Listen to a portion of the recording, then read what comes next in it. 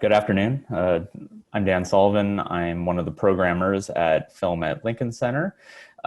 Just want to welcome you all to the seventh edition of Art of the Real. This year more virtual than in previous years, but here we are. The festival will be running in our virtual cinema through the 26th, so there's still plenty of time to see all the films. We'll be rolling out the lineup in two sort of weekly batches. So half the lineup is currently available and the second half of the lineup will be available next Friday. I want to thank HBO, our year-round presenter of Film at Lincoln Center Talks. And in the Art of the Real context, I want to thank Mubi, a valued partner of Art of the Real, for the 5th consecutive year. Finally, the last couple of little bits of housekeeping I wanted to get to. Those of you who are watching, you should know we have a special promo code you can use to get 20% off your admissions for the films in the festival. It's AOTR20. Case sensitive, I think. So yeah, you can use that to get 20% off.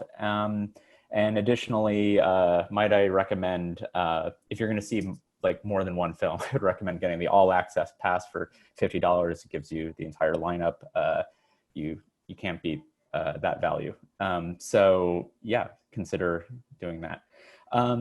But without further ado, I want to get to this discussion about portraits, portraiture, status, the portrait today, the film portrait today, etc. So for Art of the Real this year, in lieu of the sort of classical kind of Q&As that we would do most years, we thought, considering everything that's going on globally in this country and so on, it might be more interesting or productive in some way to bring filmmakers together through these group discussions, since of course we're not able to all be together in New York for the presentation of the festival this year.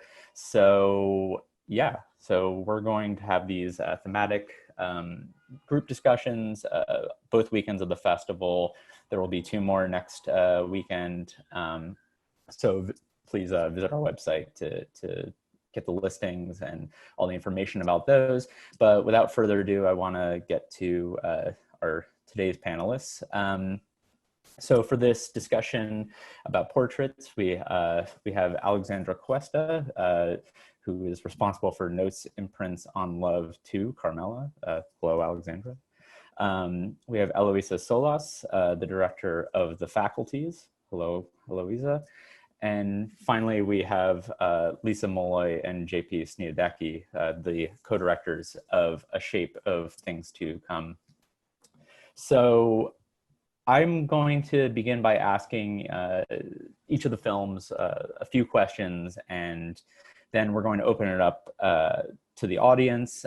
If you have any questions for the filmmakers, please type them into the Q&A function at the bottom of Zoom, and we will take those sort of towards the end of the hour. And yeah, let's get started. So Alexandra, I guess I'd like to begin with you.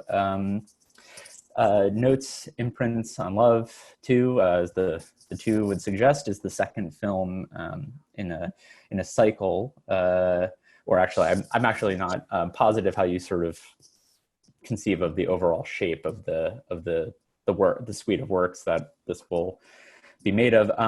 Could you, I guess to begin, could you tell us a bit about the relationship with the relationship between this film and the film that preceded it, sort of, because I should also note that I don't think it's available to the audience yet, so we're kind of like setting it up for when they see it. Yeah. So you mean in relationship to the first part? Yes.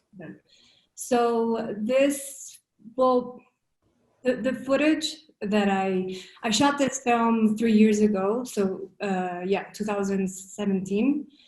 And it was a process that began, I had finished this large project. It was a feature film, and it was made, you know, in a more conventional way with a larger production. And so had finished that project, and I was kind of, you know, I needed to go back to the roots of filmmaking that I kind of fell in love with at the beginning. And that was shooting with 16mm film and really being behind the camera and just looking. Essentially, that's what it was. And I was living in this new place. It was a very small town in upstate New York. And shooting this way, almost like thinking about it as a daily art practice, was a way to kind of understand my surroundings at that time.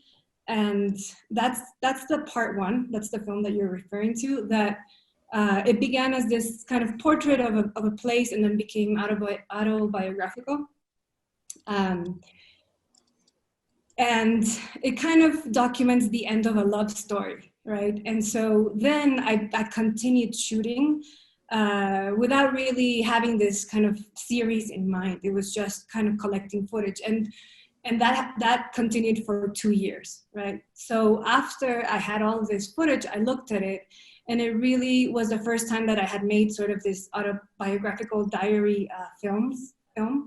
And it's going to be 6 films at the end, and they all talk about love, but not necessarily romantic love. The first one began in that way, but then there are different kind of meditations or offerings to the idea of love.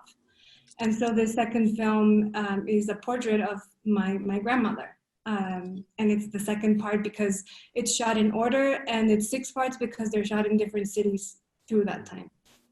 Yeah, the film is just a little bit short of 6 minutes, but it forwards like an extremely strong sense of place, and it feels like place is quite important to the kind of portraiture that you're undertaking in the film. Could you tell us just like a bit about the setting and sort of negotiating how to represent it? Yeah. I mean, like I said, so each film is different, but I think this one in particular is probably the most personal because of my relationship with my grandmother, and this space that she lives in, it's where she's lived for the past 50 years. She immigrated to Miami, Florida in the 60s, and she moved to that house, and that's the same house that she's always been in. So I'm glad you talk about space, because I think it's more than the person, it's the framing of that space that gives you a sense of the exchange with her. And I think that that's kind of something really beautiful about filmmaking in general, but especially about 16mm film, that each thing that you frame, a space, object, person, just kind of becomes something bigger, right? It kind of like transcends in the screen. And I was thinking about that a lot with these pieces, just wanting to make kind of something little or small, like a gesture of film. Yeah. And it's among other reasons, one of the reasons why the word imprints is so evocative in the title is because of I think it's because of the film grain texture. You know, the sort of connection between documentation, but then also the kind of like the way that like memories or so on sort of imprint themselves on the celluloid film strip. Could you say a bit sort of about, I guess, the decision to work on 16mm in this context, and kind of I guess maybe just the relationship between like celluloid and like this kind of intimacy that you're talking about capturing with your grandmother? The connection to film, to the medium, I think it's something I've worked on my entire career. So I've been shooting for, maybe like, I don't know, 15 years now. And I began as a still photographer. And so, and I always worked in analog mediums. So it was kind of a natural transition for me to work with 16, but there's many things that I feel so connected to it. But one of them is, of course, that you can't see what you're filming, right? And so that just, for me, it makes me be more present in that moment. And it's not really about what the footage will be. It's just about that moment, and it's capturing something in that space. And then also the fact that you have to work with all of these limitations in terms of the quantity of the footage that you have. And yeah, again, it just makes me shoot in a different way, just be more present to what I'm doing. And the characteristics of the film itself, it's not kind of connected to the present like video is. It's more connected to memory, right? So it kind of accesses that part, I think, in us, it's the memory. And it also becomes an object. So each thing has like so much more meaning for me. And that's what I love about it. It's almost like creating this sculptural piece that seems simple and it's born out of a gesture, but it holds more meaning for me. I cannot work that way with video. I mean, video has these other things that you do, but that's what I love about film. And yeah, I think of them as objects. I have, I guess I just have one last question for you before I move on.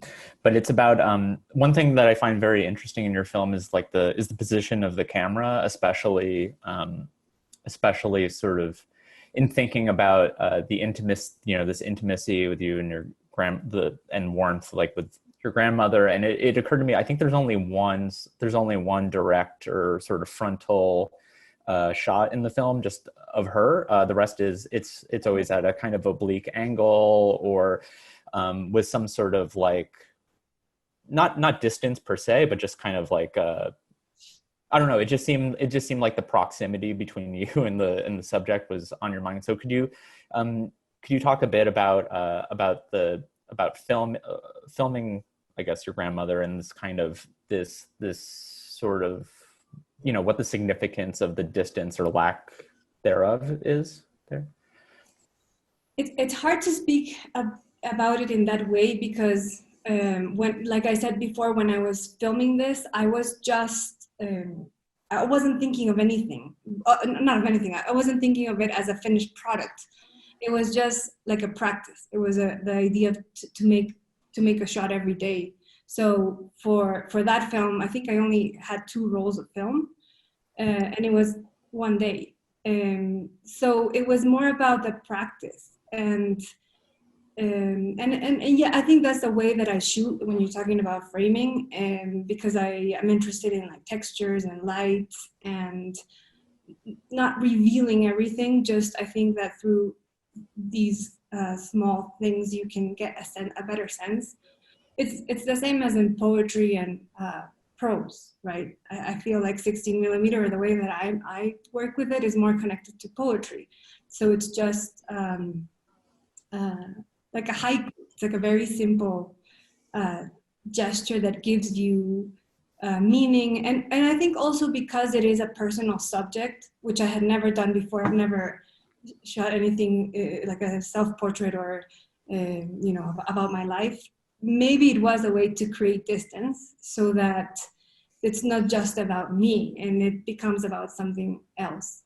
And maybe that's something that all of the other films have in common as well. And I think just adding to that, what was interesting for me was that I edited this footage 3 years after I shot it. So again, there's a lot of distance there with time and with the subject matter. So when I'm editing them, I'm not even, I don't know if the other people have this feeling, but you sometimes feel like you didn't even make that, right? It's like somebody else created that, and then each stage is so different. Like filming is one thing, but then when you edit, you're almost like another entity that's editing these images, even if they're personal. So yes, I think that distance is maybe a way to make it not just about me, but to open it up to the world. Mm-hmm. Yeah, thank you. And yeah, these the 3 films represented in this discussion do indeed take they all have very different answers to sort of like the question of the portrait or portraiture.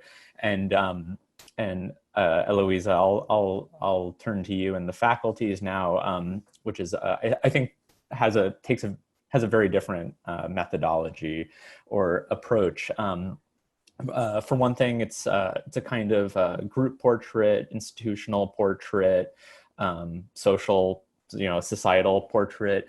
For those who haven't seen it yet, the film concerns like final examinations in public university system in Argentina.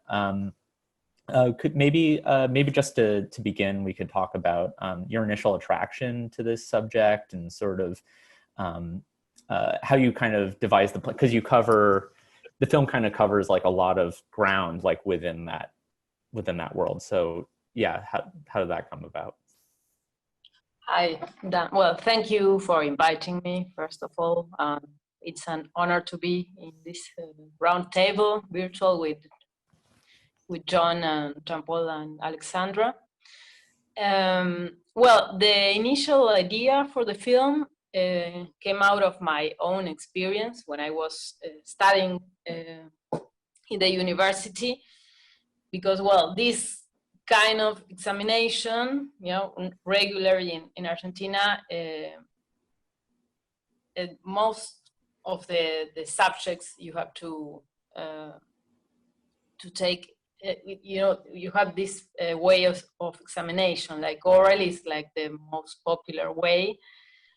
And well, and it involves a lot of pressure and tension, and it's like a very funny ritual if you see it, if you're not into it,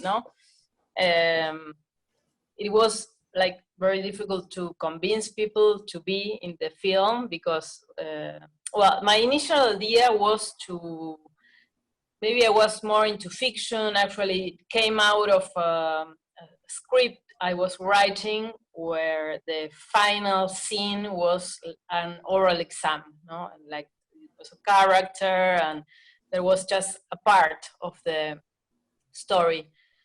But then I realized that I was really interested in that scene, and maybe it was the only scene that I consider really interesting of that story I had written. So I began to move forward and like to leave aside all the fiction elements. Now, of course, there is always some kind of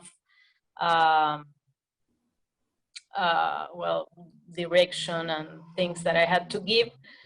But in the beginning I was thinking to work with an actress and maybe a real teacher, but then I realized that I wanted to film with real students and in real exams, And then I thought that I was also really curious about what was going on in other careers. Like I knew very well design and cinema and art history and that kind of contents, and the way they were, the evaluations and the examinations were, but not really what was going on in like medicine and any of others careers.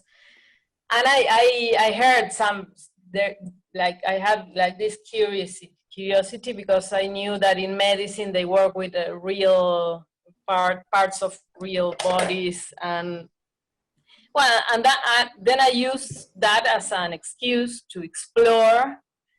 And then I think it's really interesting to see it from the perspective of a portrait, because then I realized that it was a very particular way to portray people, like in that situation, like it's a very tense situation. They have to like give account of what they learned in a semester.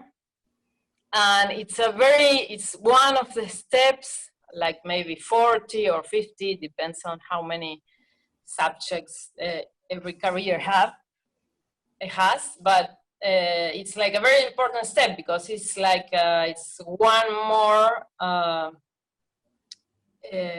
like important part of all the knowledge involved in one career, and it also has to do with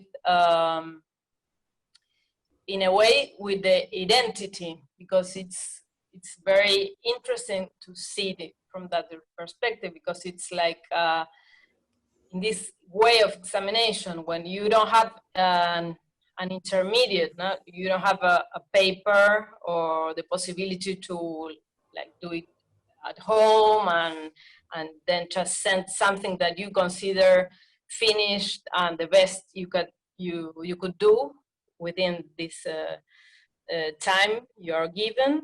It's more risky, because you don't have that now. You just have to sit, start talking, and you can be really betrayed by nerves and the anguish, and it's so you have to learn some other skills, no, like how to express yourself orally and how to look to the person you have in front, and maybe it's also try to be seductive, eloquent. I don't know, it's like it's very different, no, from the written possibilities, and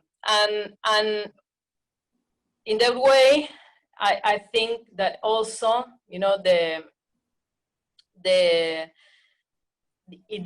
identity aspect, it's very interesting, because, well, it's after some years, you will become a professional. So that every one of those steps are very important, because it's one step in something like very complex and abstract, but it's going to be part of your identity in a way that you will say, I am a lawyer, or I am a doctor, or so it's something that is like attached in a way to what you will be, what you are.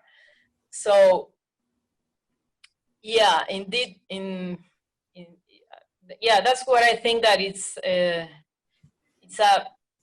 not a portrait only of those students that are pictured in the film, but it's something more, yeah, it's something bigger as well, no, because it has to do with culture and it's like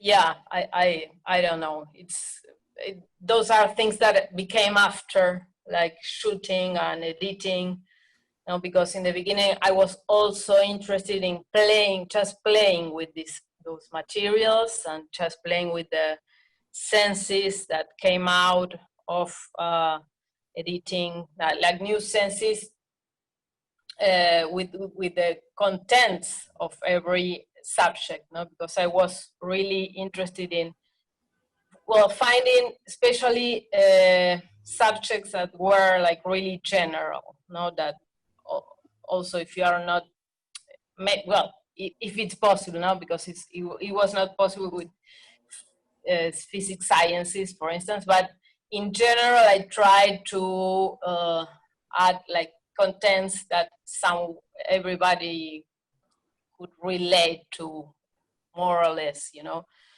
and that could be also related to the film, no, like and between one another. Yeah. Well, one thing you I think you gestured towards a few times just now is the kind of performance enacted by the students within the final examination setting, and like sort of like visceral or like physical things entering into this otherwise like intellectual practice. And I was curious, just kind of like how you navigated editing this material like editing this kind of performance on the part of the students who are taking the examinations, considering how kind of distinct that is from the type of performance that we usually see, that we usually find filmmakers kind of working with, like when they're editing film, I guess. So yeah, just kind of like, I guess my question, sorry, this is a little muddled, but my question is just about sort of handling the material of the students' performances, like in an editing context. Yeah, it was really difficult, and well, it's a long process, and yeah, there were moments that I really didn't know how to continue, because each exam is like around 30 or 40 minutes, but of course I had to like choose some parts, no, and also because I decided to shoot mainly the students, like or even only, no, I didn't have like the reverse shot, like, well, you see some professors in the film, but the main subject is the student, so I had like those like really long shots. It was like difficult to think in the montage, the editing. And then, well, maybe one of the most important criteria for like selecting the moments, one of them was the tension. I wanted to have like this feeling of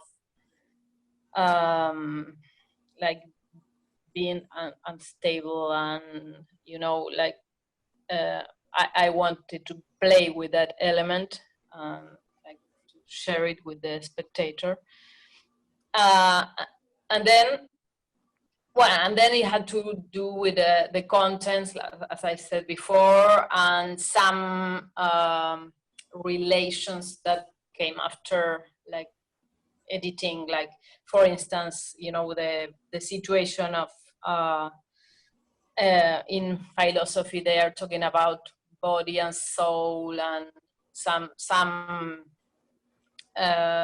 like this theological discussions on if body and soul are attached or different, or and then to have this student of medicine like really like working with the body, like with a dead body.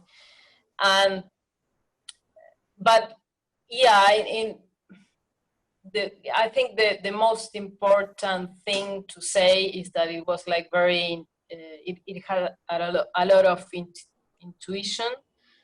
Like I was like editing the film with my friend Pablo Mazzolo, that is a very interesting filmmaker also, and who's also edited another film from Alexandra here, and I think we were like trying to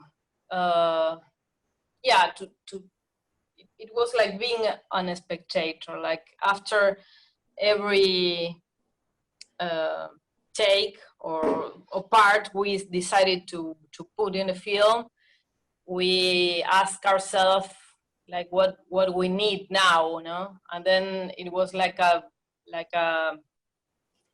big text, like a something. It's hard to me to explain that, but we were like trying to be like to have this like surprise element, after every shot, like well, now what's next, or what would be like funny or interesting or surprising to see now, and it was a big risk for me to have a film that is like very, like, in a way it could be like bothering, no? Because it's only people talking, and if you're not really interested in the contents, or it starts to be like when you are in a class that you're not interested to be in, no? Like something that you don't want to know about. And then, well, that's what we wanted to have that criteria, no? The situation of, well, the tension and the ambiguity of maybe not really knowing, or not really guessing if that student is if he knows what he's saying or not. You know, it's like yeah, that, I don't know if that's clear. Yeah. What I'm saying. Yeah, sure. And then maybe we'll close out the discussion, or this part of the discussion, with maybe talking a bit about the kind of institutional portraiture in the film, sort of in addition to the film, like documenting the students actually doing the examinations and their performances and so on. It's also kind of like this composite portrait of the entire system kind of comes through. And I think like the kind of spirit of that feels kind of connected in some way to this sort of like the verite, like the cinema verite tradition, which is often undertaken. I think this kind of like institutional portrait, like in like Frederick Wiseman films or something like that. So I was wondering if, like, while you were filming, to what degree, or actually, and while you were editing too, to what degree this kind of the authorial, the like inconspicuousness of the author that you find in those films, or the attempt at that you find in those films. I wondered how much that kind of entered into your mind while you were actually filming and then editing. This kind of notion of that the filmmaker has some obligation to be like invisible or inconspicuous or so on in those settings. Well, it's a very interesting question, and it's something that I found during the process, because I was filming. It went like it was like a very long process, not like almost 4 years of shooting, because, well, I was trying to like convince people. Well, sometimes I really failed. No, I wanted to be faster, but it was like really long. And then I had to wait to another exam period. But in a way, that was something that I could take advantage of, because it helped me to think a lot of that question you're asking me now. There was a moment when I considered the possibility of making something more essayistic, or maybe to add some other elements. But then I realized, and even, yeah, for a long time, it was like a possibility in the editing of the film. And actually, it had some problems, some structural problems, because maybe as you saw, there is one of these students that have like more, like a bigger part in the film. There is like another appearance, because he was imprisoned and then he's released, and I was a bit more interested in that story. So it was like a problem, and I considered the possibility of doing something like that, something else with another one, so maybe the film would be more equilibrated. And then, well, I don't know exactly how it was that I decided to do it this way, like with a very, of course, I ask everyone like basic things, like not to watch not to look at the camera, try to ignore us, like to pretend that we are not there, like exactly how it is in well, fiction, traditional fiction films, and well, and of course many documentaries. But I think I found out that it was, for me, the more interesting way to work with this material, to take it really to this invisibility level, because I also take out many like,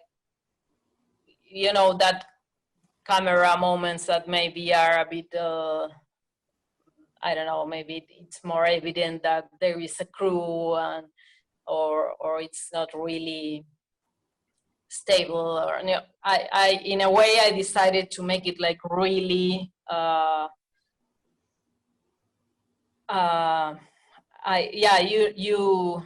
you suggested like a Weissman like a reference. I really admire Frederick Weissman. I love his films. This is different because it's for me it's not only about one institution.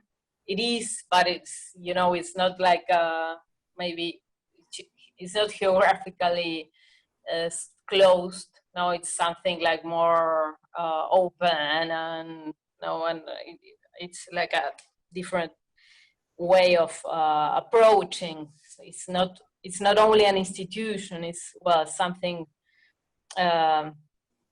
But I took something from his films, because I really admire that possibility of being like very simple in a way, but it's complex in other ways. No, it's like to trust in the possibility of this material, and without adding many other layers or texts or voices, or, you know, just the material and the editing would be enough not to make it a film. Now, in a moment I was like a bit scared that it won't be a film, that it would be like just things put together, you know. And but in that process, I don't know exactly when, but I realized that it didn't need much more. You know, it's like trusting in the tension and the observational aspects, and taking out everything that is not like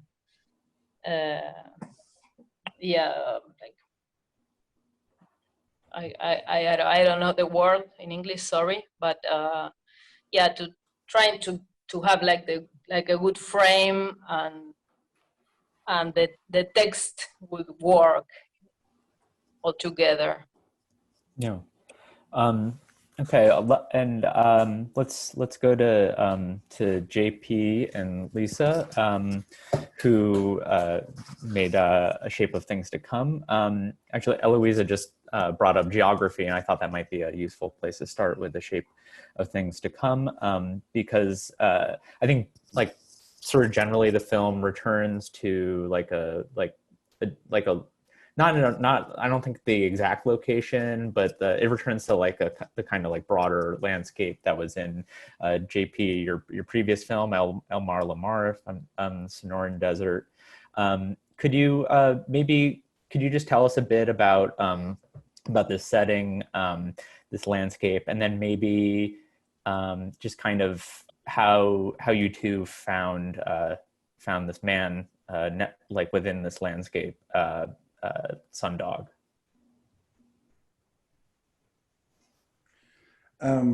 Just first of all, say thanks to all you guys for your films. Thanks to the Art of the Real, the Film Society of Lincoln Center. It's great to see everyone. Sunday feels like an interesting day to talk about movies. It's like we're going to a matinee or something. I'll start off by just saying that, Sundog is actually in Elmar Lamar, the film I co-directed with Josh Benedetta back in 2017. Shot, primarily in the Sonoran Desert. Sundog had critiques of that film, that it didn't have enough of him.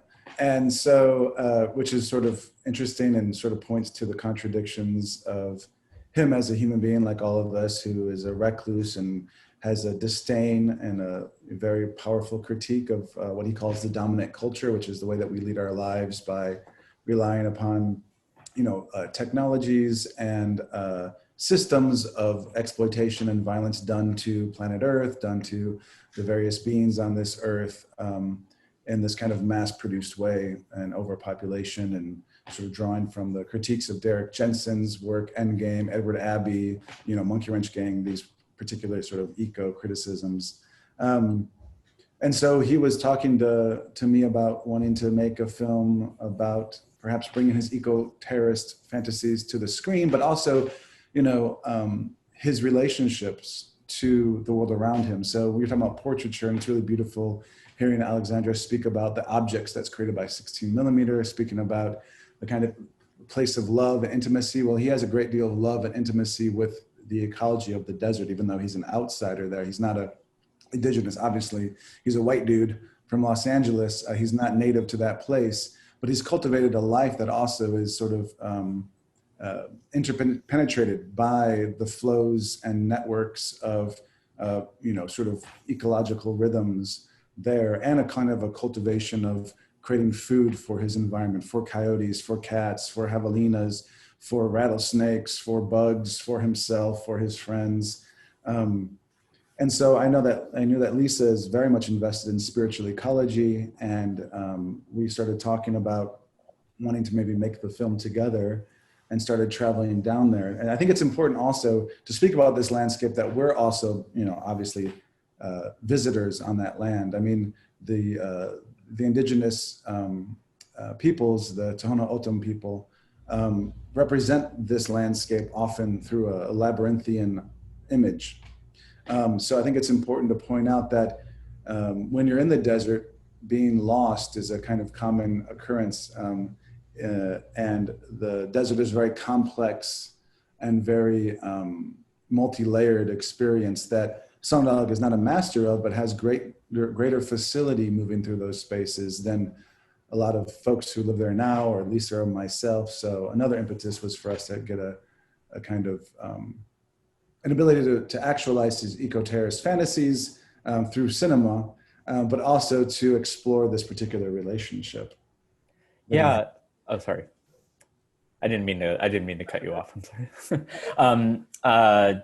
But yeah, actually, something you brought up that also occurred to me when I was watching this the kind of contradiction embodied by the man who wants to be left alone and live and who wants solitude and so on, but then who also wants a film to be made about him and like people to be there making the film and so on. So actually, I would put a question to J.P. and Lisa that I put to Alexandra earlier, just about this like question of like proximity and distance in like crafting a portrait, considering like some of Sundog's kind of like idiosyncrasies or what have you, just kind of like, I guess just how this sort of the filmmaker subject relationship, how it works under with those like variables in mind, but also like we're talking about like the modern world, the technological world sort of encroaching on that environment, and like Sundog is seems like he sees these these towers that seem to be like surveillance kind of things going on, and but it's like the contradiction comes up again, because it's like he's like consenting to a certain amount of surveillance by you two. So so just how does this all fit together for you guys?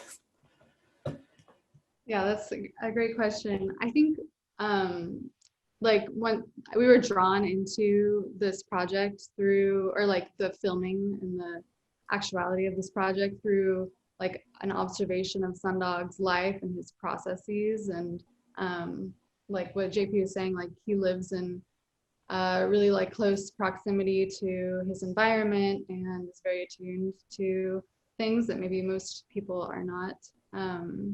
So I think the film like started to unravel within this like attention to the processes of Sundog, how he eats, you know, how he shits, like all of these things that that fill his daily life. And then like, you know, something that I really love and admire about, not admire, but I find really interesting about Sundogs is his like paradox and the like inherent contradiction of his very strong ideals, which in reality are, you know, he comes off as someone who hunts his own food, but he's very happy to go to Walmart and buy, you know, a big bag of frozen chicken, whatever buys.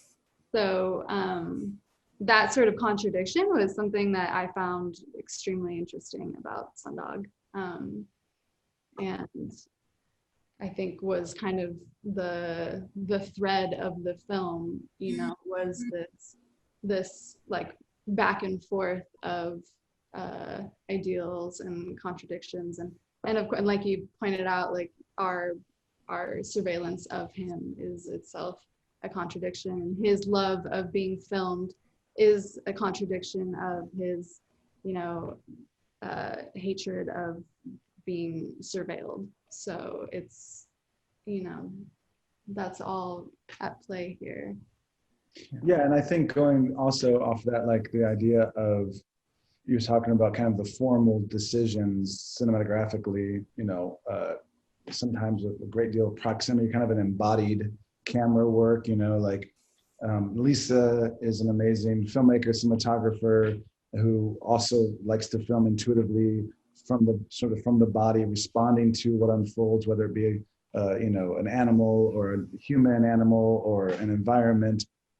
I also tend to work in that way, but we also didn't want it to just have one register, right? So we used some long focal length lenses to also point to, this is a, you know, reflexive sort of, to your point, a reflexive move about the way in which we mirror that kind of surveillance of his life, and, you know, what surveillance is okay in his book, like whether if it's Border Patrol towers surveilling his poaching practice, or his survival hunting practices, then it's not okay. But if it's filmmakers with their long focal lengths, then it could be okay. But we definitely wanted to have the whole film and his figure be very disturbing. So you're put into like a proximity that can be disturbing, and you're also put in a situation where there's a great deal of distance and surveillance onto him to sort of destabilize viewers so they don't feel comfortable with one address or one way of looking at the situation.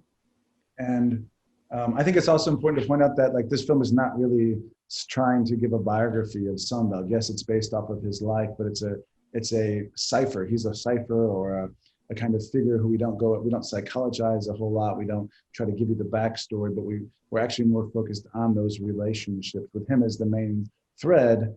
We don't totally give up the human. Obviously, he's the main thread, but we're looking to allow his role as the cipher to ramify out to all these other relationships of the environment, and also these sort of political, ideological relationships. Yeah, well, yeah, thinking, I guess, for lack of like a, you know, a better way to put it, like thinking about Sundog's, like his role in the film is kind of like the central like plastic element in a lot of ways. There's like a tension throughout the film, I think, between the landscape and the face, the way that you film Sundog's face. And of course, there's been a lot of writing and thought and so on about like landscape and the face as landscape and so on.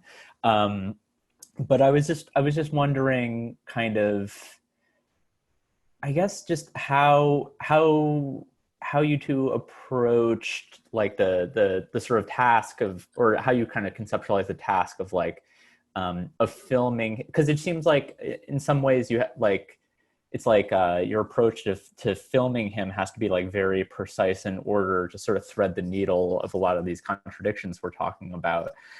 So yeah, could you maybe just talk a bit about on a very literal level your approach to portraiture here, and maybe, and if like considerations of like landscape or just even like the landscape of his face kind of enter into that.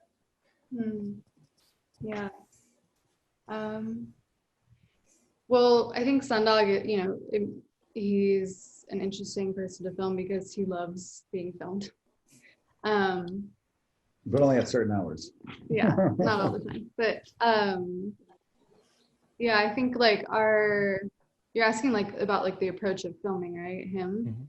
And I think like our approach was actually it wasn't so thought out. It was very much like in the moment. And like when we're filming him, it's very hard often for us to like see actually what we're filming. Our camera we were using, it's not so clear and it's heavy and it's, like kind of out in front of us. And so the way that we were filming him was very much through this like connection to like just the intuition of his movements and his processes and like the comfortability that we shared, all of us together. And so that sort of lended its way to a way of filming that was very much like from this part of the body versus from the head, or from thinking through, prior to shooting how or what to shoot. It's more about just kind of like entering into that space that he's inhabiting and what he's doing and just being with him in that way. Yeah, and I don't know if we actually, it's interesting, we would like the film to be threading these needles that you're talking about, this metaphor. And I don't know that our film does that work. I think it poses that question, but puts the work on the viewer, which, maybe for some folks registers and becomes an engaging element, but maybe that reticence can be confounding or disturbing for some folks because they kind of want to know, where do we stand and how are we supposed to be judging this individual? So that's an interesting point as well. And I will say that, I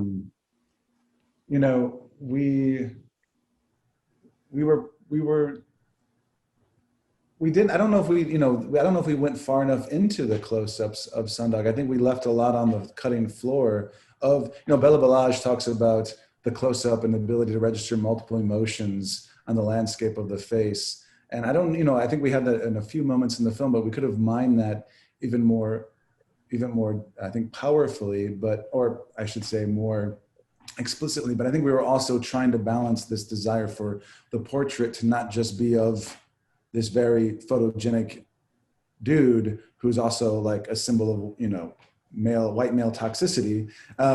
We were looking to all balance it with also with a portrait of that particular space, of the desert, of the animals that populate the desert as well. So we were trying to sort of create some sort of, obviously not democracy of image making, but at least a little bit more balance. Well, oh, sorry. I was just gonna add that I actually a lot of this film was created, as any film is, through the editing, and actually for us a lot through the subtraction of his face, and because often we really just subtracted his voice pretty much. I think you hear him speak only a few times, and so when you're filming someone's face, they're likely to start talking to you. So I think a lot of I think we kind of shied away from using the face and then the notion of speaking, because that wasn't what we were trying to actually subtract that from the film. Have you shown the film to him yet? Is the subtraction of his face one of his critiques of this one? Or he loves it now. He loves it. Okay. Yeah, and no, he's watched it. We would go down in the process of making it, because we live in the Midwest and he lives down near the border of Mexico and the United States. So we would drive down, each time we went to go film, and we'd bring down a little cheap projector and some speakers and show it, and we'd talk and share some Vimeo cuts. And there's times where he would think this scene needs to go out and that scene needs to go in, and so on and so forth. But this version right now, he's really into. He's been a big fan of it. I don't think he has any major critiques at this point, but we'll see.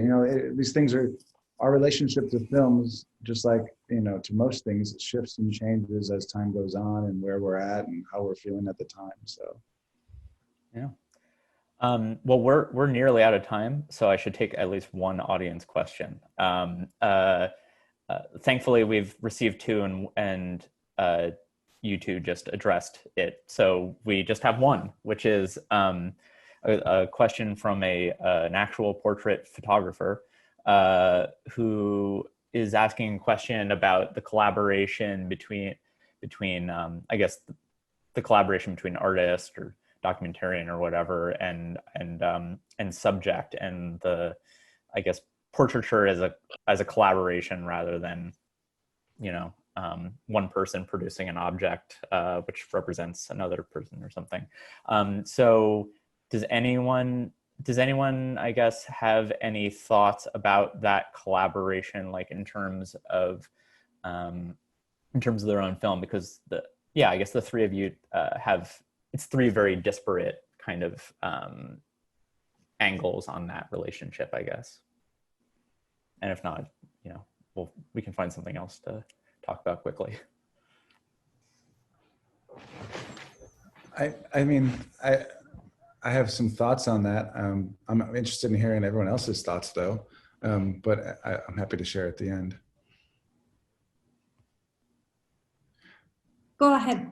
Oh, I was just thinking about, like, actually, when I was watching your films, I was thinking about portraiture and how we often think of it as like this sort of window onto the life of someone else, but how shot through with the, you know, indexical subjectivity or the referring back to the artists themselves is actually a key part of that co-creation, right? So these portraits are obviously, like, from a point of view of a particular individual with a particular relationship, whether it be out of an affection for a family member, a deep love and a reverence, or it's out of a kind of analysis or like sort of exploration of a very grueling educational process in Argentina. But I also feel like, you know, maybe this question is also thinking about, like, what is our obligation as makers towards the co-creative act of the person in front of the camera. And we often think about being behind the camera, and in the editing room is where all the power is. But I feel like, you know, in the realm of documentary, especially, that's important to talk about. But I think we are overstating the point that there's a way in which the person in front, like your grandmother, Alexandra, like, she punctures the image in ways that supersede or go beyond perhaps what you were even thinking or wanting, or like a framing of a particular, I think it's like a clock or something in the window, the white sort of room. I forget what the object is, but like the way in which that, you know, you said that amplifies the sort of the presence of those objects of the world. Like, just like, you know, maybe this idea of more collective authorship is important to push forward. And also just to realize that you can be a film writer, like you can be writing a film with never pick up the camera and not, you know, necessarily sit in the editing room, just by your mere participation in the film itself. Yeah, I mean, we could talk about this for a long time because there's so many different aspects to it. But yeah, I agree with everything that you're saying. And I mean, it's definitely a subjective thing, right? We know that as soon as you have a camera, you're mediating reality. So it is a subjective experience. But I think ultimately, you know, we all work so different in these films, but we are kind of searching for something that you see that is for you a truth or a real or whatever you want to call it. It's this thing that, yes, maybe it transcends into subjectivity, but I think at the core, it's trying to find, I don't know, like this essence, this thing of whatever you're looking at. And I do agree also that you are intrinsically part of it. I mean, the filmmaker, I think of films as like especially in documentary, as an exchange. So you're exchanging time, and you're exchanging time, right? So yes, it's both a portrait of what you're filming, but also of yourself. And I think that's very much connected. And I also think that it's important for me to show that exchange and to show that that it is an object, or that it's like, you know, yeah, that it is something else. I don't know how to explain that, but something like that.